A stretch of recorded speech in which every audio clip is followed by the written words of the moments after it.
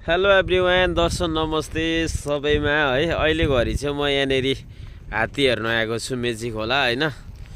अनि सानोमा बयर खान जाँदा होइन, बयर खाएर आउँदा बाख्रा चराउँदाहरू होइन, अब आएर रेस गर्ने ओर्ने ठाउँ हाम्रो यो टुङ थियो है। अनि टुङ पनि अहिले यस्तो अवस्थामा पुगिसकेको रहेछ। हाम्रो सानोको यादगार हाम्रो टुङहरू होइन।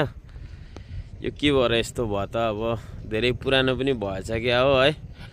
अनि लगभग यसको पनि यस्तो मर्मत गर्ने समय आइसकेछ। अब कसले गर्ने हो मर्मत होइन, त्यो चाहिँ अब के भन्नु।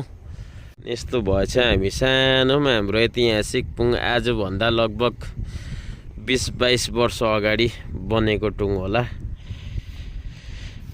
यसमा धेरै यादगार हाम्रो उमेर जति ढल्किँदै गयो, अब हामी त्यो बेलामा होइन, अब यता बयर टिप्न जान्थ्यौँ, बाख्रा गोटालाहरू आउँदा रेस गर्थ्यौँ होइन। हामी अहिले बुढो भयो, अब यत्रो भइसक्यो नि त होइन। अनि टुङको पनि आयु त्यति नै भएछ क्या।